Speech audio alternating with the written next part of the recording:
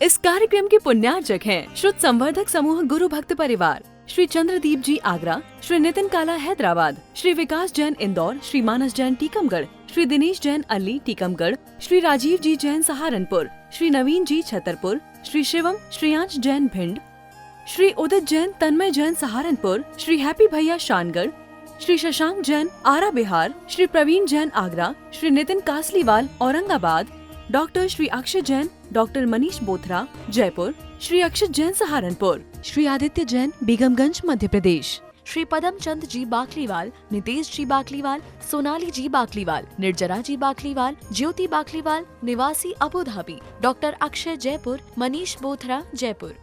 संसार में इस जीव ने यदि पराभावों को प्राप्त किया है तो उसका मूल कारण जीव के अंदर के परभाव हैं। परभाव ही पराभव करा करते हैं। जब तक परभाव का त्याग नहीं होगा तब तक तुम्हारे भवों का अंत नहीं हो सकता है। जितने भी पराभव को प्राप्त कर रहे हैं वे सब परभावों की देन है। मैं इस भाव से उस भाव जाता हूँ, अनेक बार अनेक भवों को प्राप्त करता हूँ, इसी का नाम है पराभव। और वह पराभव होने का मूल कारण जीव के अंतरंग के परभाव। ये परभाव क्या हुआ करते हैं, आज तक मैंने इस पर ध्यान ही नहीं दिया। और पर की अपेक्षा से जो भी मैं कुछ करता हूँ वह सब परभाव। स्वभाव की ओर आज तक मैंने ध्यान नहीं दिया। मैं अपना जीवन पर के लिए ही समर्पित करता रहा और उस पर से अपने अंतरंग में अनेक प्रकार के संकल्प विकल्पों को करता रहा। जो मेरा है उस पर मैंने कभी ध्यान नहीं दिया, और जो मेरा कभी नहीं है और ना हो सकता है उसके लिए मैं पूरा जीवन व्यतीत करता रहा। जब भी मेरे अंतरंग में कोई विचार आते हैं वह नियम से किसी पर वस्तु को लिए हुए थे। मैं कोई भी कार्य करता हूँ मेरे सामने कोई ना कोई वह पर वस्तु सामने होती है जिससे मेरे संकल्प विकल्प खड़े हो जाते हैं। इसलिए पर वस्तु का जब भी मेरे साथ संयोग होता है वह मेरे लिए अनेक संकल्प विकल्पों को देने वाला होता है। आज आचार्य भगवान आपको बहुत ऊंची दृष्टि प्रदान करने वाले हैं। बेटा, जो यहाँ लिया है हर्षित वो यहीं रह जाना है। जो यहाँ ग्रहण किया वो यहीं जाने वाला है, और जो मेरा था वह ग्रहण हो नहीं सकता। जो मेरा ही है उसे छोड़ा जा नहीं सकता। लेकिन मैं जो यहाँ ग्रहण करता हूँ यहाँ छोड़ता हूँ उसे अपना मान बैठता हूँ, इसलिए जीवन पर्यंत दुखी रहता हूँ।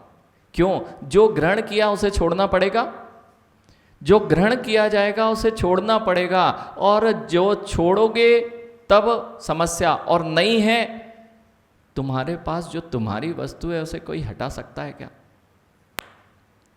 आपके पास जो वस्तु है उसे कोई, आपकी है, यदि आपकी है तो आपसे अलग नहीं हो सकती, और आपकी नहीं है तो फिर अलग होना नियत है। आपकी जो है वह आपसे कभी अलग हो सकता है क्या? तो जो आपने वर्तमान पर्याय में प्राप्त किया वह सब आपका है ना। रुपेश देखना आज थोड़ा सा, क्योंकि देखिए अभी सामान्य के बीच में थोड़ा अब आचार्य भगवान ये धर्म की व्याख्या को कहाँ कितने ऊपर ले जा रहे हैं। आपने सुना होगा वस्तु स्वभावो धम्मो। वस्तु का जो स्वभाव होता है वही धर्म होता है, वही उसका धर्म है। वस्तु स्वभावो धम्मो, जो वस्तु का स्वभाव है वही धर्म है। अब मैं जो अपना स्वभाव मान बैठा हूं वह मेरा धर्म है क्या? और जो धर्म होता है वह कभी वस्तु से अलग नहीं होता, ध्यान रखें। बिल्कुल चिंता नहीं करें कि ये समझ में नहीं आ रहा है। आज अभी समझ में आएगा। इतना समझ लें, जो ग्रहण किया जाएगा वह मेरा नहीं, जो छोड़ा जाएगा वह मेरा नहीं। तो मेरा क्या है? जो मेरा है उसे छोड़ा जाता नहीं और उसे ग्रहण किया जा नहीं सकता। अब देखते हैं ऐसा क्या है। तो अग्नि में उष्णता सबसे उत्कृष्ट उदाहरण के रूप में अगर देखें तो अग्नि की उष्णता ने अग्नि ने कभी ग्रहण की क्या? तो अग्नि ने जब उष्णता ग्रहण नहीं की, अग्नि कभी उष्णता से रहित होगी क्या? अब विचार करें, जैसे अग्नि का स्वभाव गर्म उष्ण है, आखिर मेरा स्वभाव क्या है? आज आचार्य भगवान इसी ओर आपको ले जा रहे हैं। मेरा स्वभाव महाराज जी गुस्सेल स्वभाव है, गुस्सा करना स्वभाव है। हाँ महाराज जी, मेरे अंदर में बहुत हीन भावना वाला स्वभाव है, अथवा मैं अनेक प्रकार के भावों से ग्रसित रहता हूँ, ऐसा मेरा स्वभाव बन गया है। कोई गुस्से वाले हैं, किसी का किसी से प्रीति अप्रीति वाला है, किसी का अनेक प्रकार से घमंडी स्वभाव है। ये स्वभाव है ना, ये स्वभाव है ना। जो स्वभाव है वह बाहर से आ नहीं सकता और वह छूट नहीं सकता। तो जिन्होंने ये मान के बैठ लिया कि ये मेरा स्वभाव है, वे अब ना तो छोड़ पाएंगे उस स्वभाव को, और अपना स्वभाव नहीं पता इसलिए बोल सकते हैं कि ये स्वभाव है। अब चलते हैं। अब देखिए, जीव का ऐसी कौन सी चीज जो उससे कभी अलग नहीं होगी? जीव की ऐसी कौन सी वस्तु है? क्योंकि आज ये धर्म की उत्कृष्ट व्याख्या आचार्य भगवान यहां पर पहुंच गए। बोधि, कौन सा ज्ञान मुझे आज तक प्राप्त नहीं हुआ? कौन सा मेरा ज्ञान है जिस पर मैंने अभी तक ध्यान ही नहीं दिया? क्योंकि बोधि की बात चल रही थी, मैं प्रतिबुद्ध भी हो गया, लेकिन आज तक मुझे यही नहीं पता चला कि मैं प्रतिबुद्ध हमेशा से था, हूं और रहूंगा। देखना कितनी अच्छी बात। मैं यहां ज्ञानी बनकर भी ये नहीं जानता कि मैं ज्ञानी हूं। बेटा ऋषभ, थोड़ा सा मस्तिष्क लगाना, अभी समझ में आता है। ज्ञानी होकर भी मैं अपने आप को अज्ञानी मानता हूं। मैं जैसा हूं वैसा मैं अपने आप को कभी नहीं देखता हूं, इसलिए अनेक अनेक दुखों को सहन करता हूं। आज आपको यही सीखना है, मैं हूं कैसा। कभी विचार किया मैं हूं कैसा? मंदिर आया जाता है, ये किस लिए आया जाता है? अभी तक लग रहा था कि मंदिर में जाऊंगा तो कुछ मिल जाए तो बड़ा अच्छा आनंद आएगा। मंदिर मिलने का नाम धर्म होता ही नहीं है, और हम सब जोड़ने में ही लगे होते हैं। हम मंदिर भी आते हैं तो ये मिल जाए, ये अमुक वस्तु मिल जाए, जबकि धर्म जो होता है वह तो ये होता है कि छोड़ दें। धर्म छोड़ना सिखाता है और हम जोड़ने में लगे धर्म के नाम पर। जब हम धर्म के नाम पर जोड़ना सीख लेते हैं तो छोड़ने की प्रवृत्ति, जितनी भी पर वस्तुएं उसे छोड़ते जाइए, आप धर्म में आ जाओगे। यह है धर्म। आज आचार्य भगवान क्या कह रहे हैं? मूलोत्तर पैडियो मिच्छातादि असंक लोग परिमाणा पर दव सग दव्वम अप्पा इधे निश्चय ऋण मिथ्यात्व आदि असंख्यात लोक प्रमाण परिणाम मूलोत्तर प्रकृतियां पर द्रव्य हैं, आत्मा स्वद्रव्य है, ऐसा निश्चय से जानो। ये तो आपने गाथा पढ़ ली, लेकिन इसका मूल रहस्य क्या है? पाने का नाम धर्म नहीं, खोने का नाम धर्म है। जो जो मैंने अतिरिक्त वस्तुएं स्थापित कर ली हैं, वही मेरे लिए कष्ट दे रही हैं। स्वाद बदल जाता है मिश्र दशा में। अखिलेश, जब भी शुद्ध में अमिश्र होगा, शुद्ध होगा तो आनंद, और शुद्ध में कुछ भी मिला होगा तो मिश्र। अब आप अपने जीवन में शुद्ध होने का प्रयास कर रहे हैं कि अशुद्ध होने का प्रयास कर रहे हैं? क्यों? ये चाहिए तो मिला दिया आपने, अमुक वस्तु नहीं है मेरे पास, वह चाहिए तो मिला दिया। अब तुम्हारा जो आनंद है, जिसे कह रहे हैं हम स्वाद है, वह भंग क्यों हो रहा है? जितने मैं अपने चीज़ों को बाहर से मिलाता जाऊंगा, मेरी शुद्धता अशुद्धता में ही बदलती जाएगी। जैसे अभी तो महाराज जी हम कुछ नहीं मिला रहे, हम तो हमेशा से ऐसे ही हैं। आप कब से ऐसे हैं? हमेशा से ऐसे हैं। जैसे दूध में पानी हमेशा से है, लेकिन दूध में पानी हमेशा से है, लेकिन दूध पानी नहीं है। ये बात, ये देखना, आज थोड़ा सा अध्यात्म क्या होता है ये समझना है। लौकिक जगत के अध्यात्म और जिन दर्शन का अध्यात्म क्या कह रहा है आपसे। दूध में पानी मिले को जो अपना स्वभाव मान बैठे, दूध का स्वाद आता है कि पानी का? दूध का स्वाद होता है कि पानी का? लेकिन दूध में पानी अवश्य होता है। ऐसे ही दूध में पानी कब से है? दूध में पानी कब से? जब से दूध है तब से पानी है। लेकिन दूध और पानी एक है क्या? ऐसे ही मेरा जीव, मैं कब से हूं? अनादिकाल से होने पर भी मैं अपना आज तक जो स्वाद लेता रहा हूं वह पानी से युक्त लेता रहा हूं, और ऐसा ही मान बैठा कि इसी का नाम दूध है। जबकि दूध जो होता है उसमें पानी कहीं नहीं होता है, और जहां पानी होता है वहां दूध का एक अंश भी नहीं होता है। इसलिए तो पानी मिलाते जाओ दूध में, स्वाद आएगा ना, स्वाद बढ़ेगा ना। और पानी को निकालना प्रारंभ करो, स्वाद बढ़ेगा कि घटेगा? रबड़ी बनती है, रबड़ी बनती है पानी मिलाने से बनती ना? मावा बनता है, खोआ बनता है, पानी मिलाने से बनता है कि खोने से बनता है? पानी को खोते जाइए, स्वाद बढ़ता जाएगा। पानी मिलाओगे, कुछ भी मिलाओगे, स्वाद नहीं बढ़ता। ध्यान रखना। महाराज जी भूरा मिलाते हैं, मीठा मिलाते हैं, तब स्वाद बनता है। माँ, वो भूरे का ही स्वाद होता है, रबड़ी का कहाँ होता है?